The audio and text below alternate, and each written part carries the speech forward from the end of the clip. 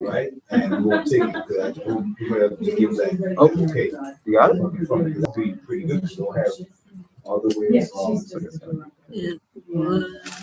Shakespeare all the way towards Milwaukee.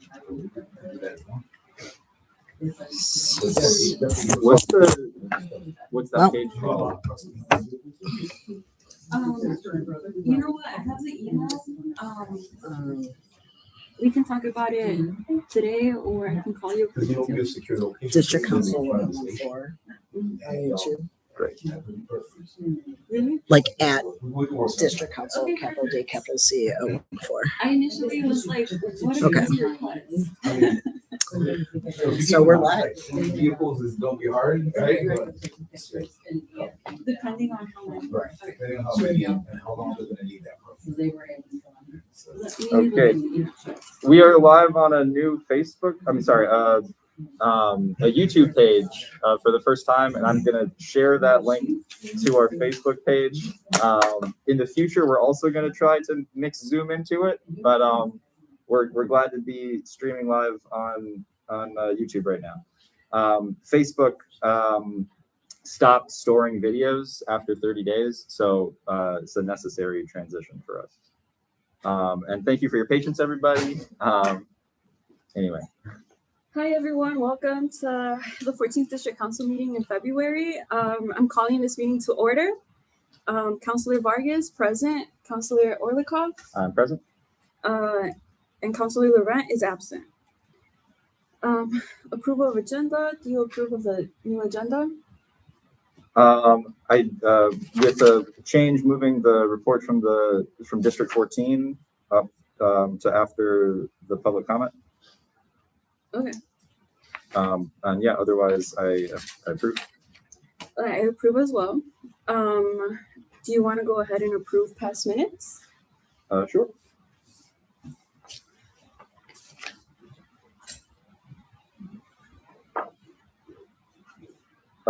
We had minutes from For December, and January, yeah. where I was not at that meeting, so I asked to approve them when you were present. Councilor Laurent, however, already made one or two.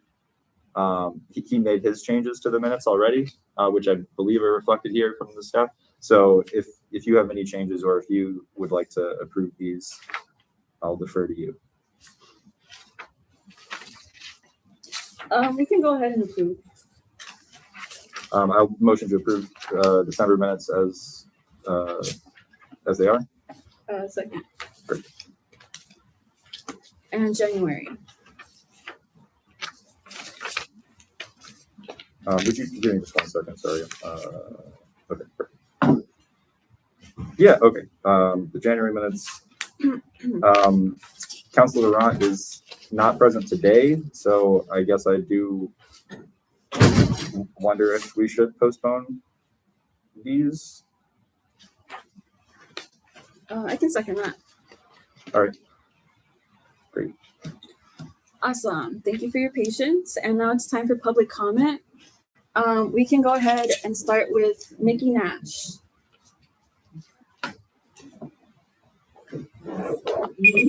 Hi. Hi, I was hoping to have a little example of how to do this before I went. Okay, we can have you go second. Okay, thank you. Let's go ahead and start with Sally Hammond. Hi, my name's Sally Heyman, and I was very interested to see Mayor Johnson's executive order regarding ICE, and I was hoping that we could get an explanation from the Chicago Police Department at either this meeting or an upcoming meeting about how they are going to follow up on their role in that executive order in terms of documenting ICE illegal actions and tracking stuff. I'm curious, particularly for the 14th district. I know we are having still, ICE arrests, detentions going on here in our area. We've had a couple just west of here on Fullerton in the last month or so. So I'm very curious to see how that's all going to work. I would really like to see the Chicago Police Department be protecting the citizens of Chicago and helping us as opposed to protecting us. The other thing is more of a thing. I can't find the Facebook a report of the January meeting in 2026, and I'm wondering now if they have not saved it. When I tried to find it, I got to ask for a link, and then I got a link, but it says the content isn't there. So maybe it's because they're not keeping stuff. I don't know.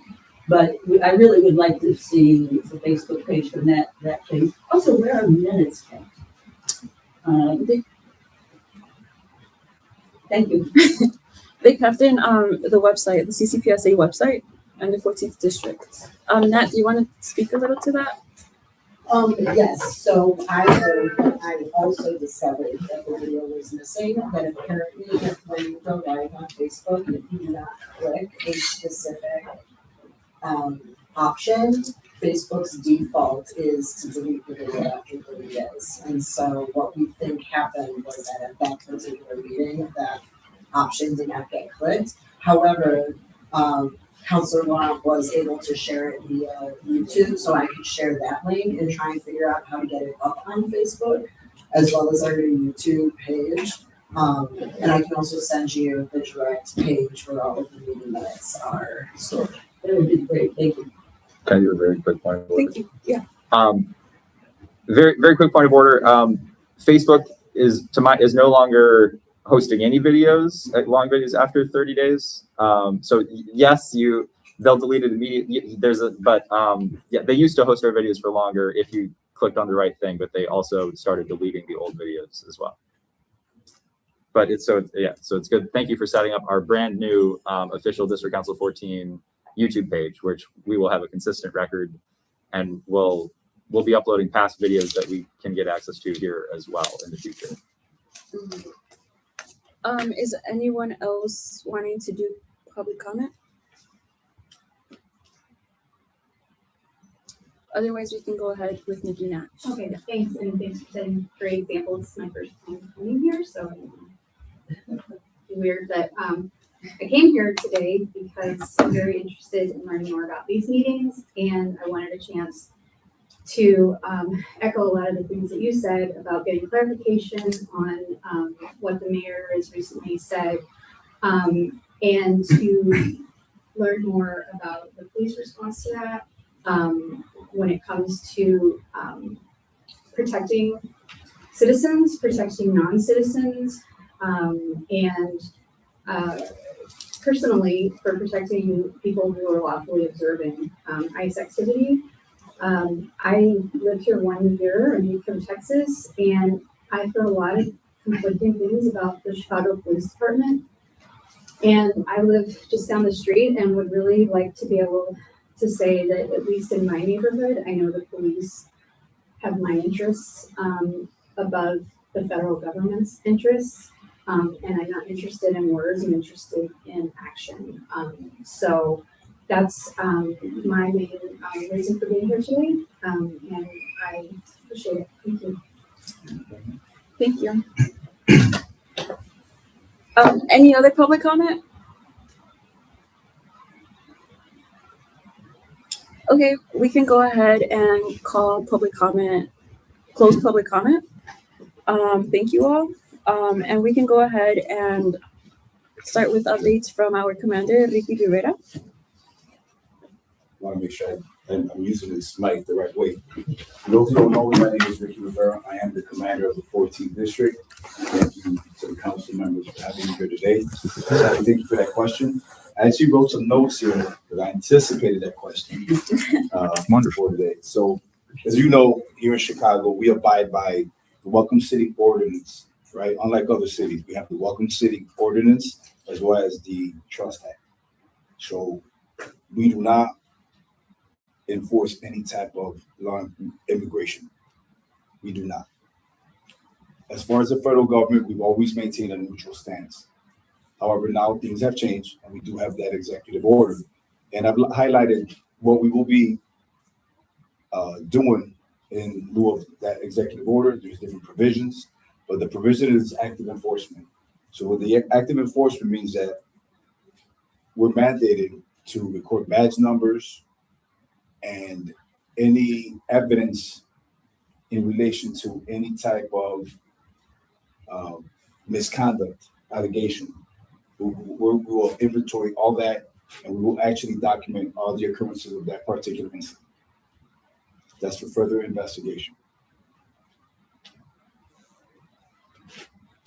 Now, we will still follow the existing policies of the Trust Act, the Welcome City Ordinance, and the order was a direct response to the raids and the issues with the raids. This executive order is designed to create a framework, right? So it's still a work in progress. There's going to be additions to it. There's going to be changes, but this is just the framework for right now of the legal accountability regarding the federal action within the city. So even as a police department, we're getting more instruction as to actually charges or anything brought against actual federal agents, right? So it's still a work in progress. The executive order was just signed by the mayor on the 31st of January. So we're only a weekend, right? So it's a work in progress. We're going to receive training from it, and it's an executive order. So we will abide by all the provisions 100%. We'll ensure that the officers of the 14th district have that training and follow the framework. As far as immigration, does anyone have any other comments? We're unlike any other city with how we treat immigration, in that we play the neutral role. We play the peacekeepers, right? Question is, will we protect our citizens? Yes, that's our number one priority. Our number one priority is to protect the citizens of Chicago, and it always will be. As far as, and I brought some community alerts with me, unless anyone has any other questions. Yes, sir. So thank you. I do have one on that topic of immigration. A little bit specifically, one issue that I know was raised at the special hearing that the Community Commission held on January 8th was when CPD officers pull over and detain people who are filming agents. And I believe hearing from you and from other sources that sometimes police are getting, or 911 calls are coming in claiming that people are ramming or committing felony batteries of various, or even using guns or whatever. My understanding is that there have not been any convictions or ongoing cases that are verified to any degree of ICE agents being attacked by legal observers. So part one, are you aware of any actual cases of that happening? I'm aware of cases that have been dismissed where the judges accused them of lying. So my point is, in the future, will it be possible to get information from the federal agents who are calling? Because filing a false report should also be a crime that should be investigated. Or is there any difference in the approach just in terms of those 911 calls claiming that the crime has occurred by a legal observer? So usually the federal agents, they'll call their own agency, right? They'll go over a specific radio zone is when we actually receive that phone call. The agents are in need of assistance. There may not be a specific caller, right? So we get on scene and we investigate. We use a lot of different tools, from cameras to whatever it may be. The moment that we realize that either it was a false call or anything to that nature, they are released. We do our documentation like we do on every stop. We make sure that we give them receipts for being stopped. A lot of the times the call comes out, we get on scene, we realize what is going on, and they're free to go immediately. Because that's what's happening about 90% of the time. Thank you for your answer. Yes, ma'am. You mentioned that the CPD's priority is to protect the citizens of Chicago. I just wanted to sort of understand the nuance there. Are you saying like citizens in the general sense, meaning everybody that's here in the city, or are you saying Everyone, US 100%. citizens? So regardless of immigration status, anyone who is living in the city of Chicago or anywhere else that comes to visit the city of Chicago. That's our number one priority. That's why I'm very proud to be a police officer in the city of Chicago because of some of these ordinances that we have. And it's been a difficult situation to just be neutral the whole time, but unfortunately, we have to play the role of peacekeeper. Yes, ma'am. On those calls to kind of look at the other side, have you received calls to 911 from people who are reporting on ICE activity?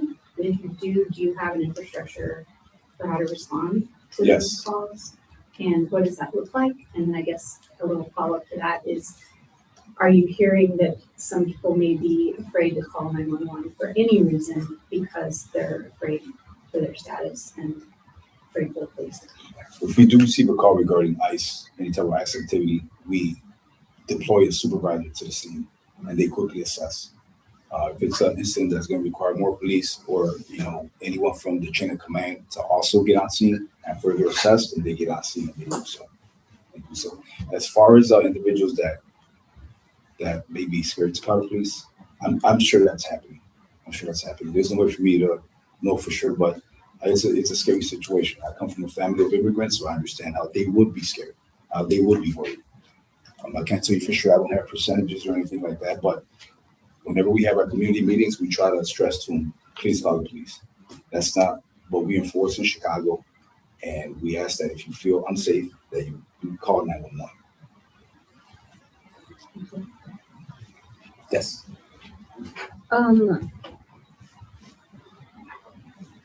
There's some concerns going around about increased ICE activity coming in March. And I was wondering how CPD plans to prepare for that and respond to that influx of ICE officers in our neighborhoods. So we're going to make sure that all the officers understand the executive order. They understand the provisions of the order. So if there is an uptick of immigration enforcement in March, when they deploy, they know what their job is. We do not get any prior information from the federal government agents whether or not they're going to conduct any type of activity, because we're two federal agencies. And as you can see, we're both on, for lack of better words, we're on both on different platforms as to how we view immigration.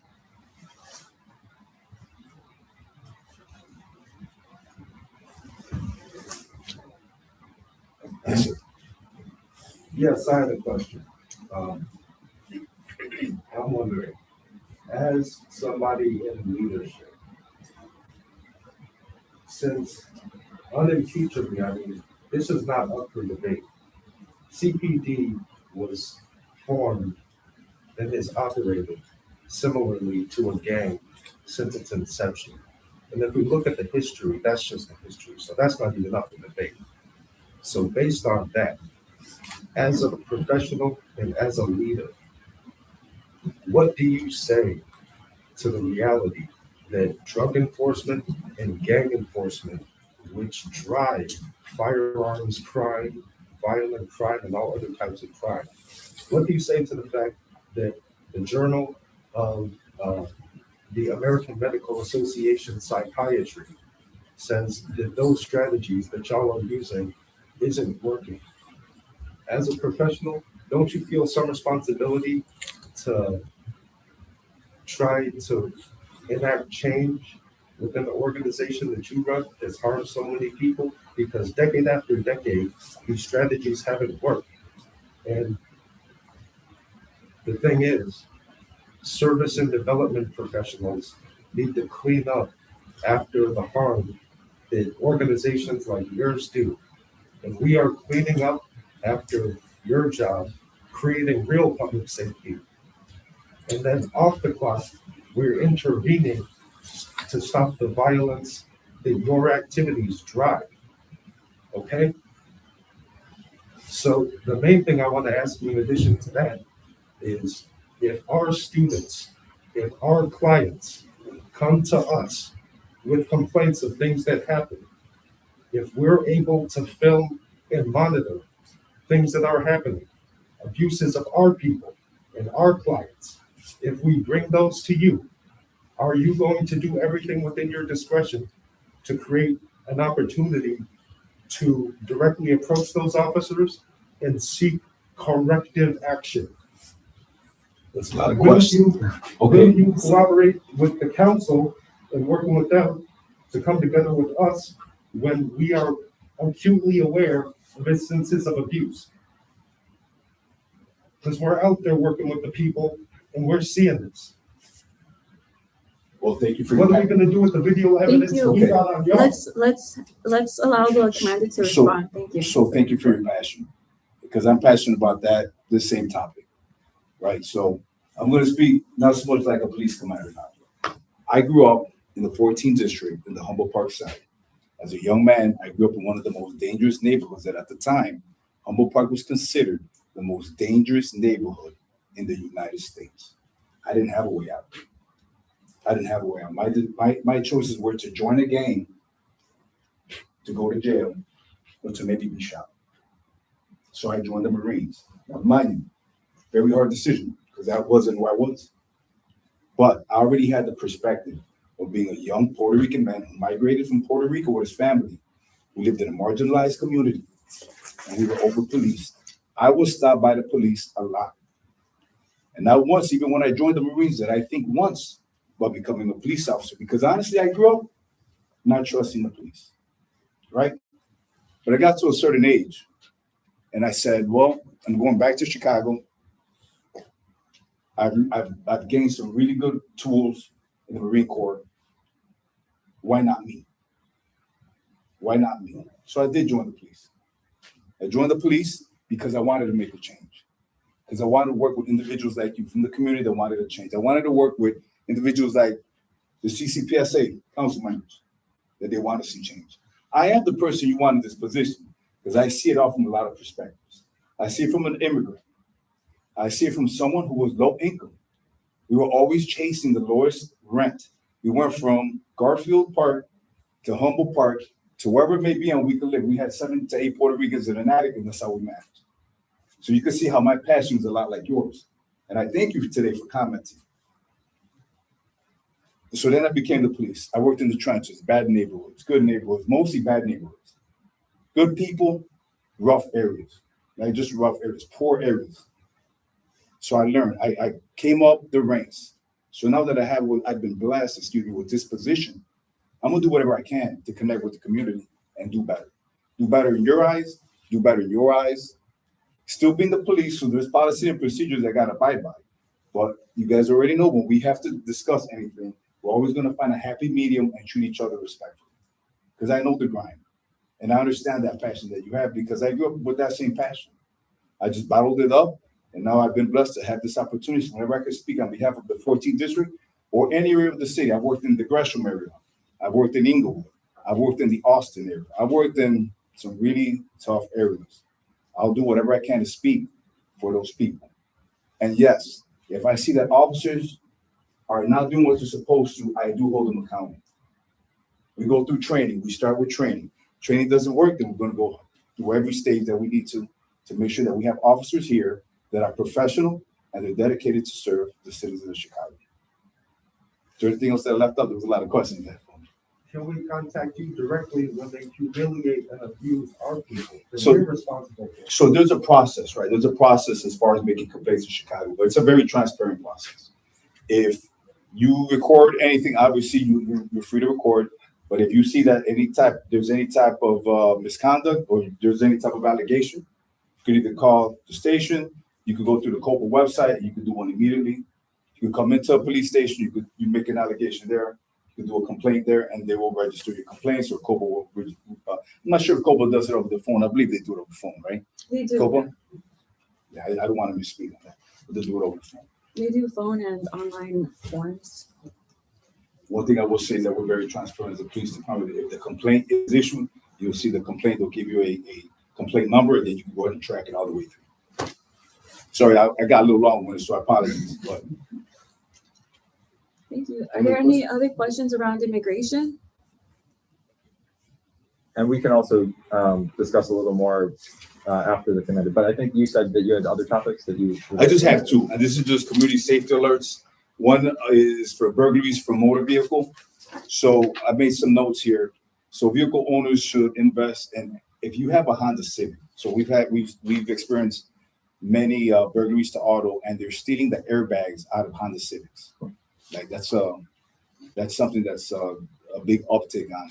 So if you do have a Honda Civic or any vehicle that is on the hot list of airbags being stolen from, you could invest in an anti-theft device for the steering wheel that lays over the airbag. Now, what I'm looking to do with my CAPS office, pretty soon we're going to have a specific day for motor vehicles, and that we're going to try to get these anti-theft devices and give them away for the community.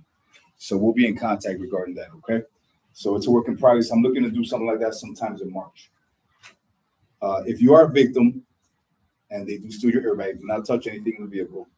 Call us right away so we can process the vehicle and maybe pick up any type of latent fingerprints that may be associated with the offenders. The second community alert that I have is CTA robberies. This doesn't so much pertain to the 14th district, but there is an uptick in robberies on the red line. The red line, for anyone who doesn't know how the CTA works, goes north and south, mainly downtown. But it's a skip and a jump from the red line to the blue line. So want to make sure that all our passengers of the CTA and the blue line understand that there is an uptick in robberies.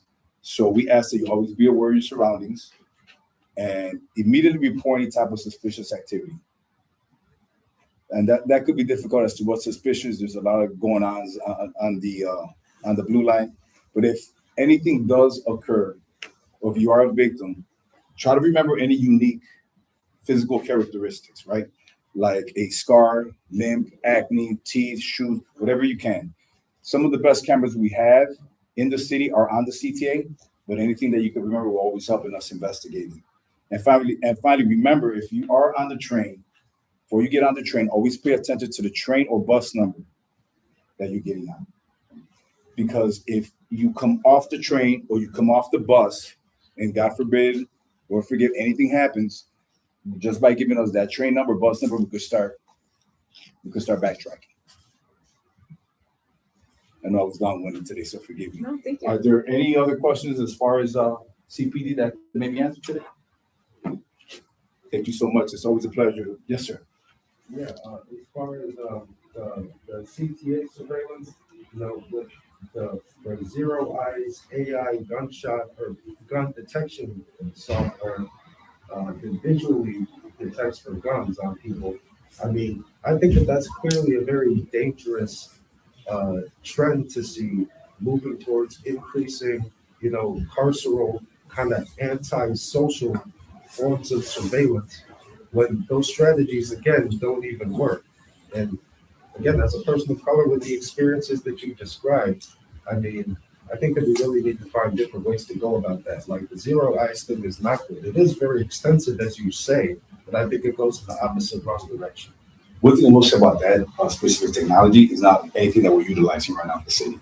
Now, it may be used by maybe federal agencies, but as far as CPD, we don't. CTA. But I will tell you this, but as far as CPD, I did work mass transit for a good year and a half because it was a really good experience, because the lines go throughout the city and it's a different type of environment. So I policed the lines for about a year and a half maybe, but we never used, while I was on the CTA, that type of specific technology. If there's some technology about that may be out, that may be that we may implement, I'll find out, and next time we're here at the meeting, I'll comment on that a little bit further. Okay. Thank you. Thank you so much. Thank you Appreciate so much. Thank you. And if you all want more time with the commander, we have conversation with the commander on February 24th. Where is the location? You know what? I'll give you that information. I believe it's going to be on Division Letitia's. There you go.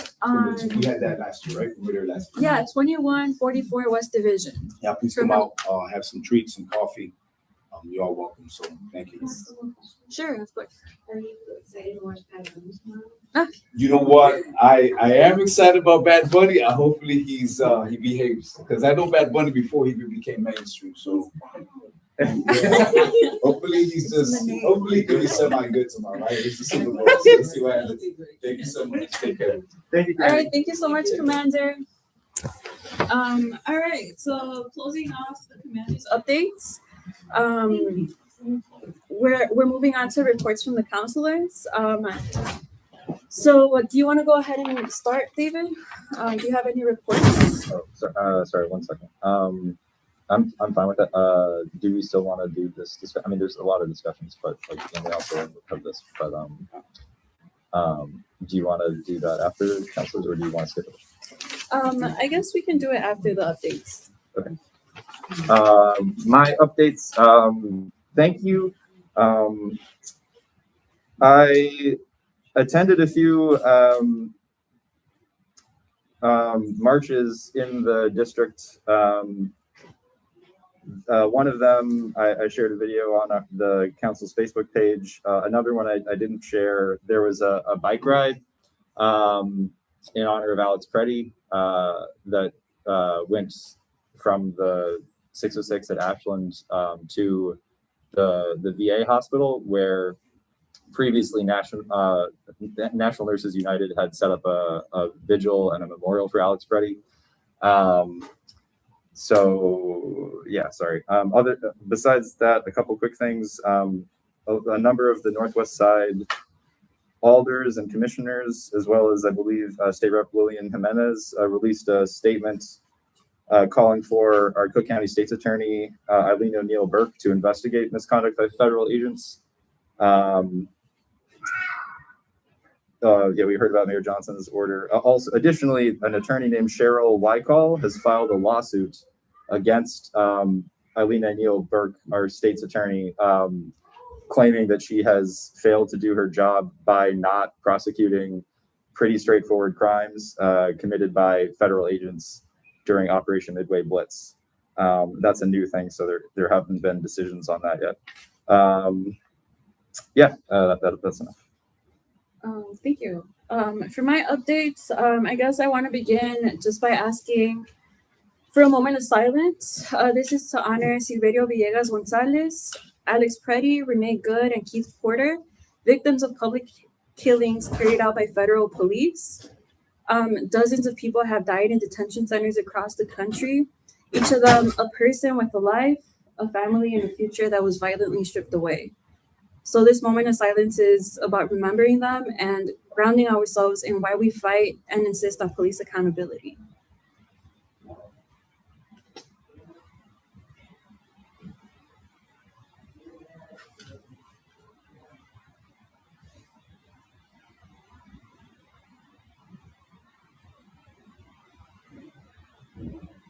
Thank you.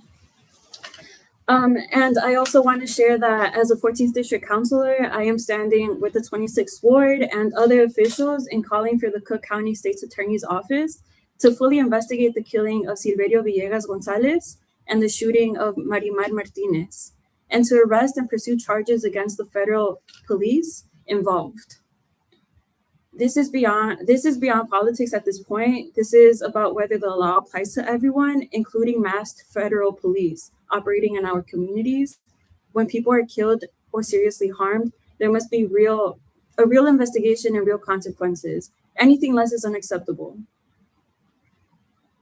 This call for accountability from the 26th Ward comes after the mayor of Chicago issued an executive order directing CPD to document and investigate unlawful activity by federal agents. I want to say clearly that I strongly support this order. Documentation alone is not enough if it doesn't lead to action. CPD has been directed to do its part, which is documentation. And now we are calling on the state's attorney's office to do theirs. Following through on investigations and prosecutions is not optional, it is a responsibility. For my other update, it's on the January 8th Community Commission meeting. The commission held a meeting on January 8th around CPD and ICE collaboration. That meeting lasted for more than 2 hours and included triggering public comment from community members who shared real examples of CPD cooperating with federal agents and the harm that was caused. That meeting happened because district councilors and community members collected over 2,000 signatures demanding that special meeting. While we asked for all 22 police commanders and Superintendent Snelling to be present for a public hearing, the commission instead decided to begin with public comment without CPD. Our next meeting following the January 8th meeting, our next meeting with the commission and CPD will take place the first week of March. Superintendent Snelling will be there. And while all 22 commanders have not been confirmed, invitations will be sent out, including to our commander, Ricky Rivera. So there is a QR code available for residents, for anyone to submit questions in advance. So please submit any questions and let the superintendent know your concerns around CPD and ICE interactions. My following update is around nominating committee, a short update. We will begin reviewing the submissions for 2 youth commissioners and 1 Northside commissioner. We will begin scoring the applications and discussing candidates. The committee will meet on the 17th and the 19th to narrow down who we want to move forward to the mayor on March 8th. And then the mayor will have till April to decide who he wants to put into these commissioner roles. And then early voting. I want to share early voting information. Early voting opens on the 12th at downtown locations at 137 South State Street and 69 West Washington Street on the 6th floor. El Centro Northeastern location will open on March 2nd. So please make a plan to vote and engage a committee person who is tasked with increasing the vote in the neighborhood. And then finally, I do want to end with something practical.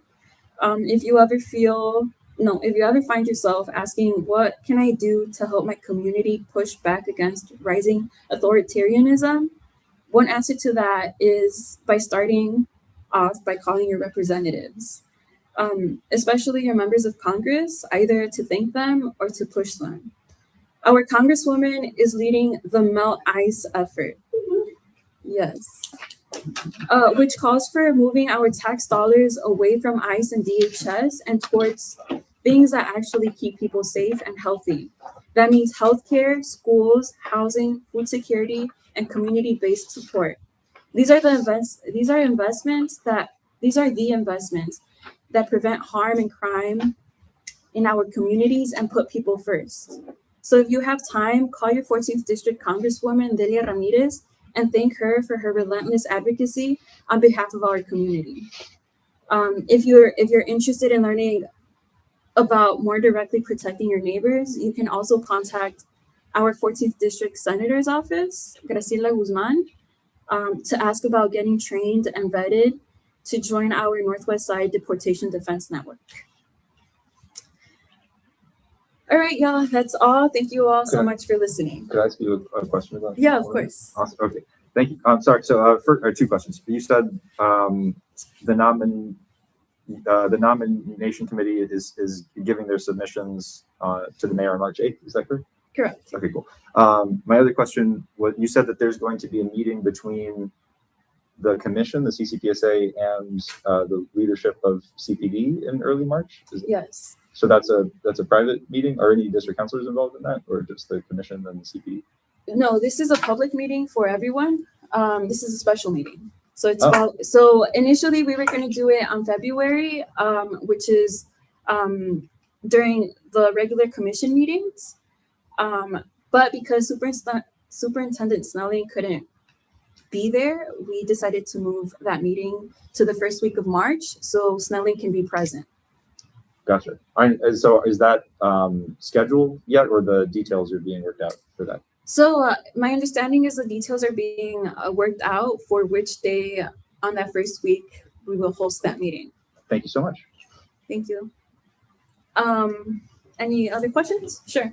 I appreciate hearing from both of you about the call for accountability from the state's attorney. Can you explain a little bit more about like what the function of a call for accountability is and like what we can reasonably expect? Like, is there any obligation from Burke's office to respond to that, or how does that work? Well, I mean, first and foremost, the state's attorney is an elected position. She was elected fairly recent, or at the same time, is that? No, A couple years ago. I believe she still has probably at least 2 years, 2 or 3 years left on her term. I do not know if and how an official recall process could happen. But that's generally the only way that you can get rid of an elected person.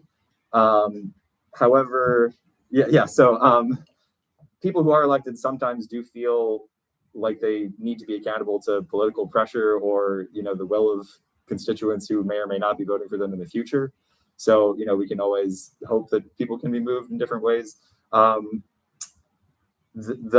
addition to, resolutions which are non-binding, I did also mention a lawsuit that was very recently filed. So that is another potential avenue where other courts could file injunctions to cause, I guess, legal things. But unfortunately, the election is still a ways away for the attorney general position. yeah. In Illinois, there is no recall process for elected officials. So the only thing we can do is email her, call her, and also lobby your elected representative. So the 26th ward, Jessie Fuentes, is calling for accountability and that she investigate she do her part, which is her responsibility to investigate and prosecute the murderers of Silverio Villegas Gonzalez and the shooters of Marimar Martinez. So we can do public accountability and hold her accountable for her responsibility as a state's attorney. Just sort of following up, are you aware if there's either any other states that are pursuing similar, like trying to prosecute federal agents, and or if there's historical precedent for states prosecuting federal agents? I believe Chicago is leading in that way, where I don't know if we are the first to call on the state's attorney to arrest and prosecute federal agents, but I know we are leading in that way because during city council's their immigration refugee committee, they held a meeting with Minnesota and with another state. With Minnesota specifically, and they did mention that they are looking to Chicago for ways that they mobilize people on the ground and mobilize their elected officials. So Chicago is definitely leading. But I know that the police department in Minnesota and in Philadelphia, they called for their CPD superintendent and chief did call for this CPD, for their officers to protect civilians. So they publicly came out and said that they are standing with civilians and not with federal agents. And that's what we want CPD. That's what we want to see our superintendent. That's what we want to see him say, to publicly stand with citizens, with Chicagoans. Sorry, as a point of order, would it make sense to, since I think we're both concluded with our updates, but we also have a topic for discussing trends and concerns. Would it make sense to say that we've moved into that portion? Yeah, I feel like Okay, so we can continue taking some discussion from constituents, but just for clarity, we're discussing trends and concerns, which is great. Sorry. I have another. Is this on the same topic? Yes. Okay, then. sorry. So how did Eileen O'Neill Burke become the state's attorney? She defeated Kim, and I forgot her last name. But sorry. Kim Fox? Yes, Kim Fox. And it was my observation that for years, the Chicago Tribune took every opportunity to publish negative articles about Kim Fox and never published anything good that she was doing. So I think that there is a lot that can be done in the realm of public opinion, although it's really hard to go up against the Chicago Tribune in terms of how much coverage they get. But, writing letters maybe can get put in there or whatever. Mhm. I will say that the state's attorney's office will be at our meeting on March 21st. So this is another way to hold them accountable and make public comment demanding that they prosecute these criminals. So Are they yes, really coming? sorry, Are they really gonna come? I hope so. we hope so. We did move the date to March 21st to accommodate their speakers' availability. I don't know. the Are we name of voting their on speaker. that? Oh, yeah, we do need Yeah. to vote on that. Actually, so fine to do. Really quickly, I think that what you said is correct, but as a technicality, Kim Fox did not run in the last. She declined to run for re-election, but largely, I would say, it had something to do with attacks, that she had taken. Despite we have heard in this council, and some of the positive gains in the Pretrial Fairness Act, including from the Cook County Public Defender's Office when they spoke previously here. A couple I don't recall if you've mentioned this specifically, but in Minnesota, there has been ongoing, discussion about if there should be prosecutions for agents who killed Renee Good and Alex Preddy. The federal Department of Justice is typically supposed to prosecute federal agents in these types of cases, but they made it clear that they would not do any investigation. 6 federal prosecutors resigned from the Department of Justice because of the lack of investigation. In Minnesota, their prosecutors recently demanded evidence from the FBI. The FBI has,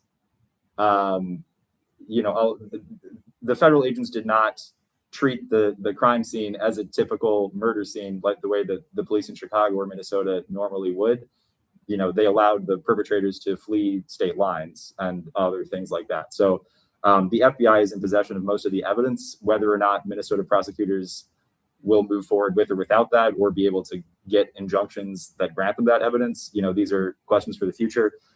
In the Northwest Side elected statement, they did mention some other jurisdictions where states' attorneys had made pledges to go after federal agents if they commit crimes in their areas. I believe that those statements, there was some group of maybe 7 or so counties in different places. So they were calling on our state's attorney to join with them. But it is different in that Chicago has already experienced this, and there are other places that have not experienced killings to this degree by these agents.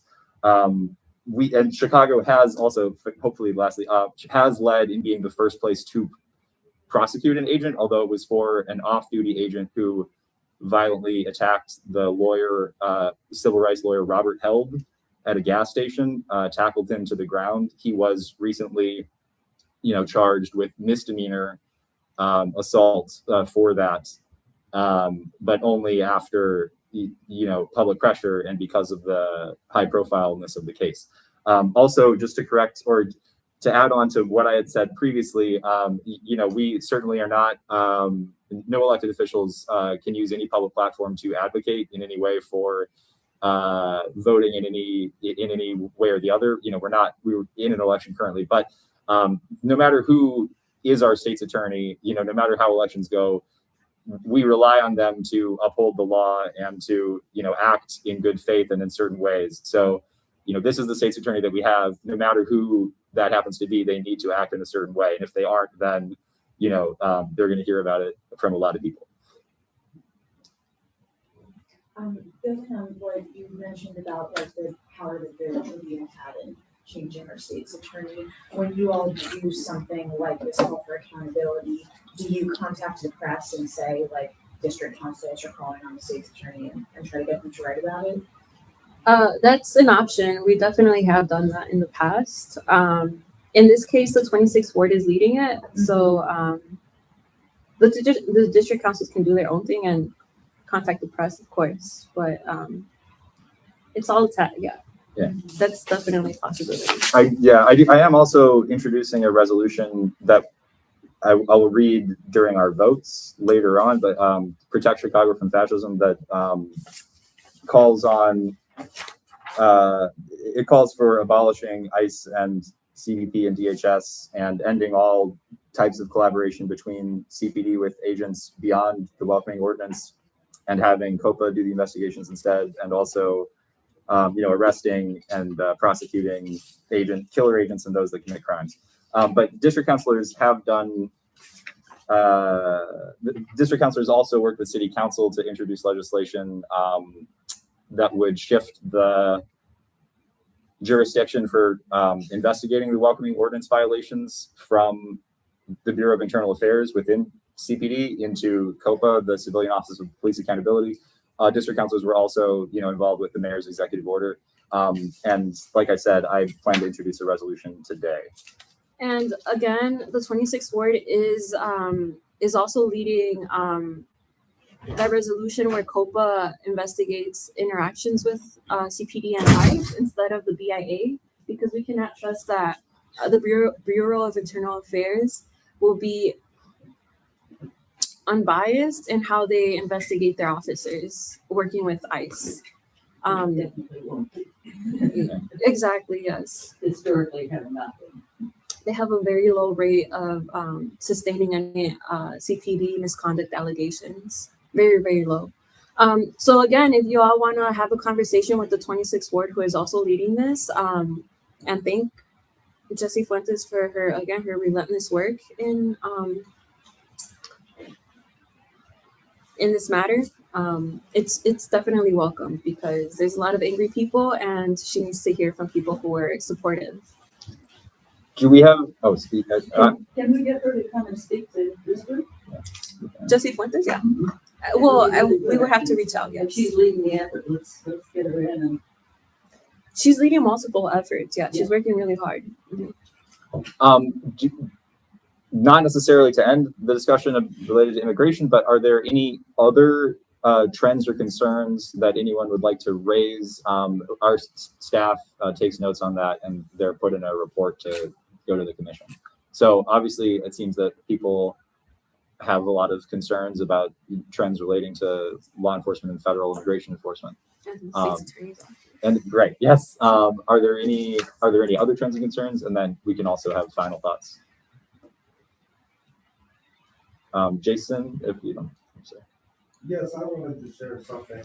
It seems that there is a concerning trend towards a kind of counterinsurgency against folks pursuing pro-social social change. And when we talk about the Tribune, that brings up to me the fact that many organizations, players, and actors didn't see fit to protect Kim Foxx and the issues that she was a proxy for that allowed her to be vulnerable in the first place. And to make this point, when people choose to abandon Black people and Black issues, and then fascism grows, and now we're in the position we're in now, and they're being ignored again, when that happens, people always say, oh, it's not strategic to address these issues. Such and such isn't strategic. And they have all the erudite language in the world to express that. But to paraphrase Sadet Harry, strategic is a word too many folks use when they mean, I think you're an acceptable sacrifice so I can remain comfortable. And that's what all this disgusting, disqualifying, organizer brains rhetoric is about. Another way to say it would be to paraphrase Khadija Silver, who said, strategy depends on the intended goals and outcomes.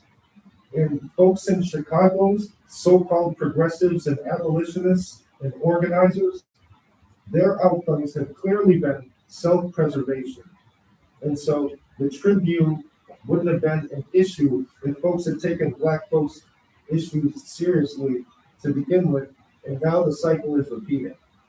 Because people are de-risking from Black vulnerability, Black struggle, and Black communities in trying to decouple from Black vulnerability, Black struggles, and Black communities, even as they benefit from those things. Thank you. And so the question is, if we don't want to repeat the cycles that we've seen with the Tribune and Kim Fox, are we going, like, are y'all going to uphold civility politics? Or are you going to try and dismantle that as a patriarchal, white supremacist, anti-Black construct? Because what happens is, people could tell the truth to the Tribune or other folks who don't want real public safety. They can tell the truth, and just like when a cop stops you, they can say anything to deflect or divert attention because they control the situation. And so those same dynamics that you see in a cop stop, when you're pointing out facts and the truth, it just doesn't matter, and it's rendered irrelevant. All right, thank you, Jason. Are there, Yeah, on a different note, during the pandemic, with some emergency funding, we got a very small amount of care teams here in Chicago. There's a non-emergency number that, an emergency number that's non-police that you can call when someone's in a mental health crisis, and there's a non-police trained response, which is really amazing thing to exist. Chicago's a pioneer in that, and the mayor made a promise to expand that citywide. It's only available, I think, in something like 6 rooms right now, or maybe it's districts. In any case, the mayor has now come out and said that that is going to be expanded citywide, limited hours, but it will be available citywide by the end of March. And so I just think it's something for folks to be aware of, to keep the mayor's office accountable to that sort of updated, more specific promise that we should have it citywide by the end of March. Thank you. yes, thanks. And I believe CARES is still accessed through 911 through OEMC. I believe so. Right. But wait, if you call request non-police response, CARES. I don't think you can here. I don't think we're. Oh, right, not yet, right. Team. I'm not 100% sure, but it should definitely. When be it comes able to online. do it. But yeah, it should be available. It will only be on weekday daytime hours, unfortunately, still, but at least citywide. And the other number that may sometimes be useful is 988 for mental health response. This is, this thing that's supposed to be expanding in CARES. CARE. It's an acronym for something, I think. I've seen it in all caps, but it's just the word CARE. It's like Chicago Alternative Response and Emergency Services, something like that. something like that. Yeah, CARE teams. So there's they're teams of social workers essentially who are trained in mental health crisis response, so that you can get someone who can come and help and de-escalate versus treating a person who is having an episode or whatever it is as a criminal responding. And we did have a great presentation about that from Ishan Daya, the Institute for Public Good, in a previous meeting, and in the future we'll have that video loaded on our YouTube page as well. But in Denver, in the STAR program, basically the CARES team handling the same is a quarter of the cost of equivalent police to respond to the same cases. So it can be more effective and much cheaper as well. Yeah, so done with trends and concerns. Are we, any other comments on trends and concerns? All right, thank you. And then for updates from the commission, our community outreach coordinator, Nat, do you have any updates on the goals for this year? Do you want me to just report on the goals or the other things as well? Yeah, what you got? Mostly just to echo what Councilor Vargas shared about the January 8th special hearing, that follow-up meeting will happen the first week of March. In addition to the QR code up there to submit questions, we've got one posted in the back, and we've got extra copies of the QR codes if folks want to take them with them, to have questions from other folks. At January's full docket meeting of the Community Commission for Public Safety and Accountability, they also nominated Lakenya White as COPRA's chief administrator. So I believe that's going to the mayor's office to approve before it goes to full city council. And she is the current interim Correct, since they recommended the removal of Kirsten. yes. And they also voted on Chicago CPD's 2026 goals, which include the following. There were 4. The first is strengthening investigations, public awareness, process, and outcomes, which includes objectives to increase public awareness of the investigative process and create clear, accessible pathways for community to assist in solving cases and reporting crimes, as well as strengthening forensic evidence collection, analysis, and storage.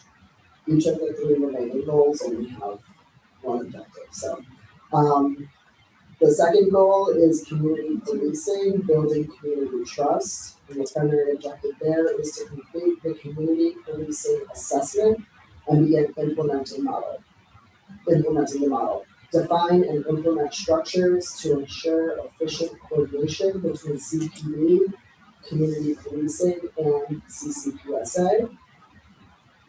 The third goal also falls under community policing, under supporting CARE implementation.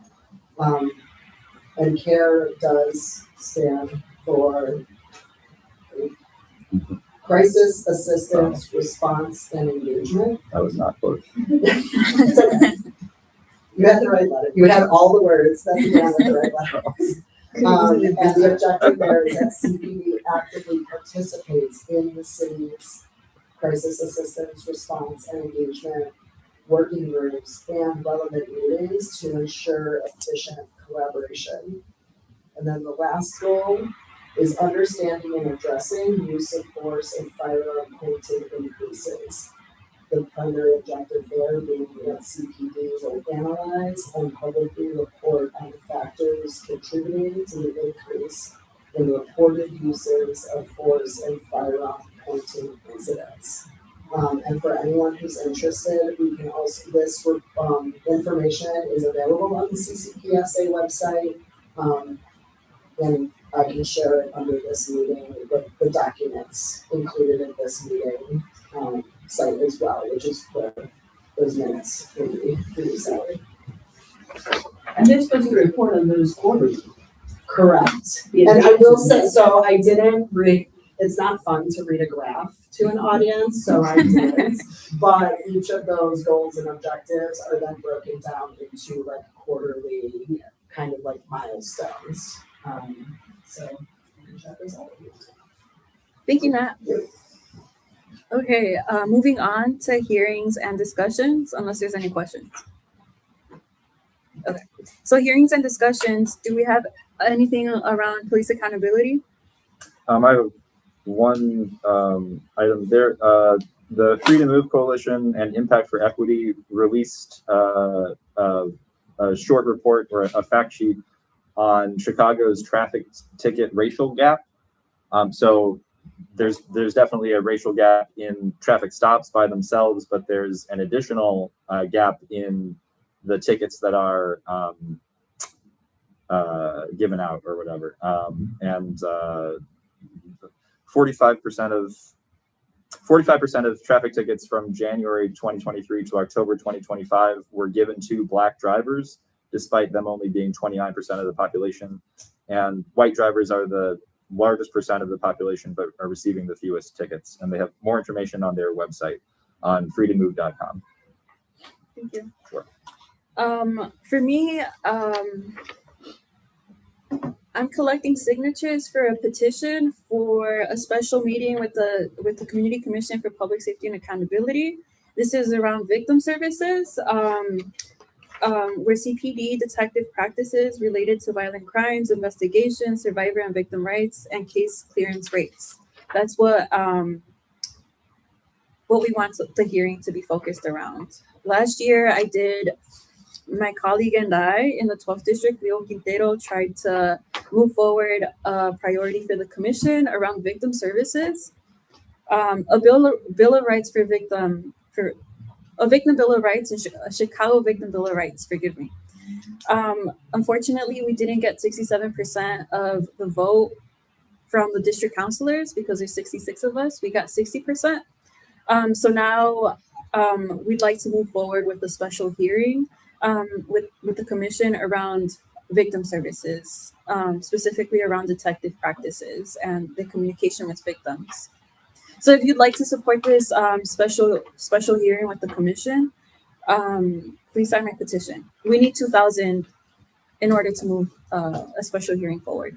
And this is something that has been very important to constituents in this district as well, in part because of a perceived lack of engagement from detectives around a series of sexual assaults.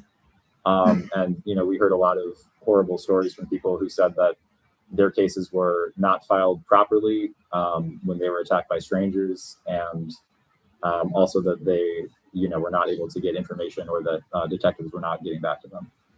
So that's one reason why this is so important. Yes. Yes. Also, I've been fighting in my local beat meeting to get sexual assault and domestic violence reporting done in our beat meeting, because they keep saying, oh, everything's going down, homicide's going down, this is going down. And that's true, but sexual assault is not going down. Domestic violence attacks are not going down, they're going up. And the police will not report them in my beat meeting. And I'm sure that's not the only beat meeting. According to the commander, that should have been cleared up and they should have been reporting since They are not doing it. since we met. They are not doing it. So that's something that I'm needs to going be brought into up. to the City of Chicago website and downloading the data myself, because it is there, and recording it in every meeting for the last 2 or 3 meetings, and I will continue to do so. But I am really frustrated. They say it's a private mail. It's a private mail. We can't talk. It's not private. Yeah, that's what I keep saying. It's not a private matter if the police are called. Right. And if the numbers are going up, we need to address it. I will bring that up with Commander Rivera again. Yeah, I should have too, but you can't do everything at once. But Thank you. It really frustrates me. Yeah. Definitely. Anything on restorative justice? I don't have anything specific. Neither do I. Evidence-based approaches? Yeah, one thing. Yesterday, this information was shared with me from our staff member, but yesterday, Ujima Medics had a training. They frequently have trainings, so if you think that that's something that we should request city funding for, to have a training here for our people, let us know. They can do everything from CPR to gunshot first response, trauma and other things, and also protest safety. So if you are interested in any types of safety trainings, let us know if that's something that we should request in the future. Okay. And final actions, resolutions, recommendations. So do we want to move forward with the vote to move March meeting from March 7th to March 21? Yeah, let's do that. Yeah, should I motion to, or you do the motion? A motion to vote on moving March 7th to March 21. Second. So I will not be in town on March 21st, Okay. but because you and Chris can be here and the state's attorney is secure, I move forward with the meeting. Like, it's okay. Oh, gotcha. Okay. Okay. Yeah, unfortunate that you won't be able to be here, but yeah, we are. I am very hopeful that the state's attorney's office will be able to be here, and I expect that people will be very interested in having that conversation. Yes. Okay, great. So did that pass? Yeah, that passed. Great. Considering Chris secured the speaker, so Yeah. yeah, we can assume. Can I present this? Yes. Great, thank you. Let's check my own time. Hopefully. Okay, so I'm introducing a resolution today called Protect Chicago from Fascism. There are a couple copies on the back table as well. And it's also shared on the Facebook page, and there's also a link there so that there's a lot of references. So going to the Facebook page to get the electronic version is probably the easiest way if you want to check any of these. So this is a resolution by the elected 14th District Council of Chicago, Illinois. It has not been passed yet, demanding decisive action to protect our communities from egregious state violence and making our position clear that authoritarianism, white supremacy, and ethno-nationalism have no place in Chicago or the nation. Whereas the duly elected councilors have a duty to the people and to the city of Chicago to bring community concerns to relevant government agencies and uphold the safety and security of all residents while working to prevent unaccountable state violence. And whereas federal immigration agents are trampling fundamental rights, violating record numbers of court orders, disregarding state and federal laws and the United States Constitution, while perpetrating a pattern of excessive, unjustifiable violence in service of their illegal kidnapping operations, relying heavily on racial profiling. And whereas federal immigration agents have attacked residents with internationally banned chemical, incendiary, and projectile weapons in front of Funston Elementary School and Humboldt Health Hospital, abducted dozens of neighbors and terrorized thousands of community members, all within the 14th District.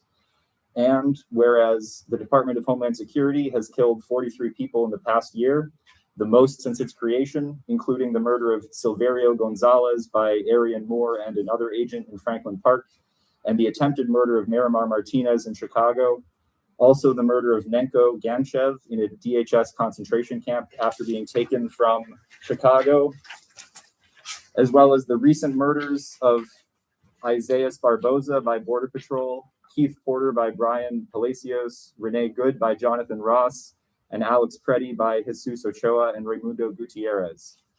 And whereas agents carry out these abuses anonymously while hiding their identities, using masks and sunglasses without badges, operating with an assumed impunity, and when called to court have been repeatedly known to lie, obfuscate, and otherwise misrepresent the facts, just as they have done when making repeated false police reports against citizens.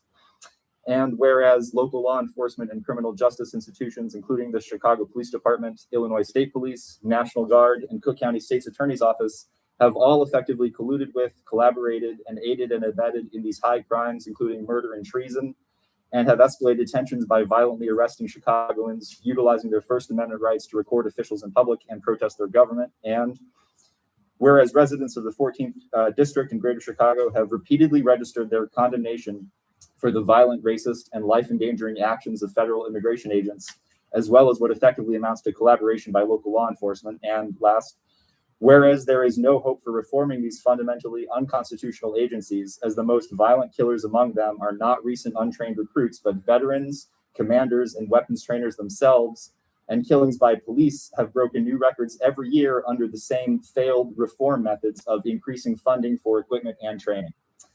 Now, therefore, be it resolved that the 14th District Council of Chicago do hereby elevate the following demands. First, abolish immigrations and customs enforcement, ICE, and Customs and Border Patrol, CBP, immediately and completely. All elected officials must take a clear policy position to end ICE and CBP by repealing the unconstitutional Patriot Act and Homeland Security Act, disbanding DHS. Senators and congresspersons must draft and co-sponsor national legislation to achieve this and pass it into law. Local politicians must draft and pass demand resolutions condemning these agencies and their egregious violence, kidnappings, and murders. All public officials must do everything within their power to resist federal immigration enforcement, protect all residents, and aid in securing the speedy and complete dissolution of DHS, ending all funding thereof. Second, end and condemn local law enforcement's collaboration with DHS agents. Expand the protections under the Welcoming City Ordinance to explicitly exclude the types of collaboration that have been repeatedly documented, including blocking normal traffic or escorting agents' vehicles, forming barricades around agents and their targets while policing and performing crowd control against Chicagoans, and detaining, arresting, and charging residents engaged in the protected First Amendment activity of observing and recording agents. Transfer jurisdiction for investigating these types of misconduct from CPD's Bureau of Internal Affairs to the Civilian Office of Police Accountability. Third and last, conduct a comprehensive investigation and arrest, charge, disclose, and prosecute killer and criminal federal agents. The Cook County State's Attorney's Office and Attorney General's Office, along with all other relevant agencies, must take every necessary action to obtain, preserve, and disclose to the public the names of all agents who have committed crimes in Illinois, along with the details of the incidents, and then press charges against them swiftly and effectively. This investigation must include the murderers of Silverio Gonzalez and the attempted murderers of Miramar Martinez. It must also include agents who lied about being attacked and filed false police reports with CPD, as well as those who lied in court and on official reports and records. It must also include the agents, including Commander Bovino, who engaged in excessive force and illegal use of banned weapons, as well as those engaging in hate speech, hate crimes, racial profiling, and violation of basic rights. That concludes the resolution that I'm introducing. Does my counselor have any comments or any suggested edits or changes? Or No, thank you so much for working on this and including all these different articles. Yeah, thank you so much for working on this. You know, the COPA, all of this, yeah, I can get behind it. So I definitely support it and thank you. I thank you. I think that we are maybe moving to wrap the meeting pretty soon, but if does anybody in the audience have any comments or concerns? Yes. Can you explain what it means to do a resolution? It's a reflection of our position, which does not have direct policy power. Do we like then mail this to these people that you're demanding of, or? Yes, I would. Yes, anybody. Yes, I would do that. Anybody would be free to do that as well. You know, as we've also talked about. We can. Yeah, this Sorry. Jesse Fuentes. You know, others are also doing similar things. And it's I'm sorry. What were you going to say? No, we can work collaboratively with the different government agencies who are also working on these same issues and who have the same stance. So it's just adding on to the accountability for the state's attorney's office, and it's adding on to abolishing ICE, which is the Melt ICE Act, right? So definitely support it, and I'm here for it. So yeah. Thank you so much. The collaboration, I think, yes. What this would enable us to do would be to collaborate directly with people like the 26th Ward Office and the other efforts, because currently we are not able to say that the District Council stands in solidarity with the efforts to shift jurisdiction for investigating CPD from BIA to COPA. If we were to pass this, you know, then we could make that as a clear statement, and it would be accurate for the council. Yes. We can fight for the commission's priorities as well. So it's just about adding on to these calls for action. Yes. Are you gonna try and get other district councils to support this and send it on to the CCPSA? I think that this certainly could serve as a model if any other councils are interested. This is a resolution for our individual council, so I don't know that they need to sign this resolution. They could do their own in terms of making a priority for the commission. That certainly could happen, but I would probably leave that to some other councilors to lead. So though I do support it, I would like to hold off on voting for it because I would like to hear from our co-councilor Chris and see where he stands on the issue, because people do deserve to hear from the other council member and see where he stands on this. Sure, that makes sense. But it does also sound like we won't be able then to have a vote with all three of us at the March meeting either. Maybe I'll be able to bring it up again in March for any comments that he has, but I guess we'll be looking to vote on it further in the future if that's the case. Yeah, if there's anything, like, you have my yes now, so if you want to vote on it with Chris in March. I don't know if we can do something like that, but yes. I am never heard or thought of any type of deferred, delayed, partial vote. I am not sure if that exists. We can talk to our legal counsel, Sure. but I don't think so. Well, we can engage our legal counsel on that. I was also planning to add I guess just this to our normal letterhead, but also adding a section at the bottom to for us to sign it, I guess, or if we, Yeah. right, the individual counselors to say if they approve it or not. I like that idea, yeah. Okay. Hi, really glad to see this. I got it a couple days ago from someone else and I've been sharing it around people I know, because I feel like people just want to see somebody make a statement like this. I'm really glad it's coming from here. This is the kind of thing that I want to see, like, all the way up to the top, so it's got to start somewhere. I encourage y'all to vote on it sooner than later, because it is a very powerful, statement, and, it seems like it'd be good to be able to say, it's been made, rather than you working on making it. And then I just had a slight wanted just to point out that there's only one in and Renee Good's name, so you might want to take that out Oh, thank you for that. in advance, and if you can put the little over the E, that's cool too, Yes. but mostly just the actual. So there's not a second E, and sorry, what was you said an There's accent? not a second N, there is. Oh, Yeah. Just Too one many N's. R-E-N-E-E, and then there is a, accent on the second to last E. Yeah, oh, I'm assuming. Yeah. R-E-N-E accent E. Yes. Sorry, thank you. That's embarrassing. No, it's. Oh. I just wanted to follow up on why we wouldn't be able to vote on it in March. I just want to make sure that I'm understanding. Because we were gonna vote on it, but Chris isn't here. But then in March we can't because you won't be here. Yeah. So I think that maybe, like, you have my yes now, I'm voting for it. But I'm gonna engage legal counsel. Before you say no, we gotta ask legal counsel.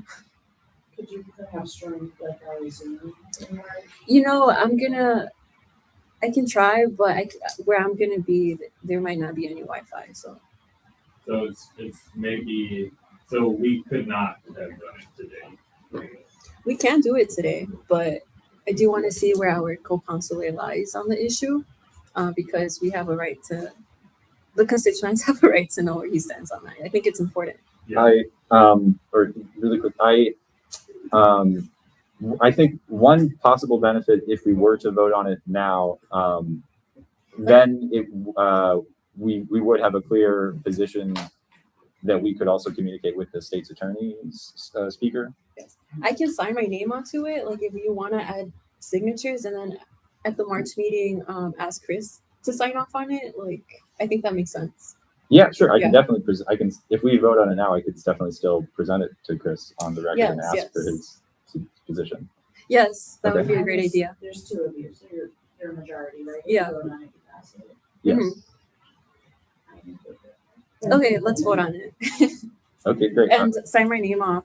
I like that idea of signing names. on it. Call to pass this motion actually with a couple changes with the corrected spelling for Miss Renee Good. I also have added a couple other sources that are not in this printed version, but that are online. Motion to pass this resolution. Second, Awesome. it passes. Or those in favor? Those in favor? Yeah. I'm in favor. Aye. All right. Okay. Aye. Great. Thank you so Should much. we like sign? Yeah. Let's sign it. And- Ooh. Thank you for working on that. So, Woo. Do you want to? I would like to skip the communication bylaws for now, unless you really want to do we can skip it. it. Cool. So, motion to adjourn the meeting. Yeah, and then we also just announce the next meeting. Oh yeah, final announcements. Could you hold up the flyer, Nat?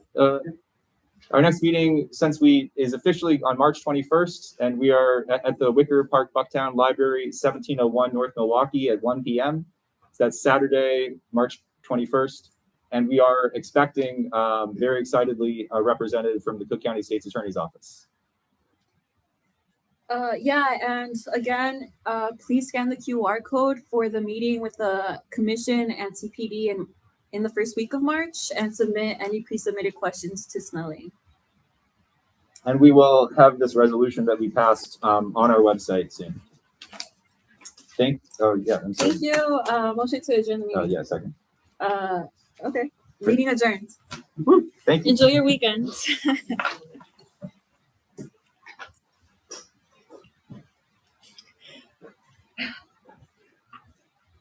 That's accountability. I'll let you do it, sorry. No, you're fine. I'm like, I don't want it live anymore. Different kind of accountability, which is that you should also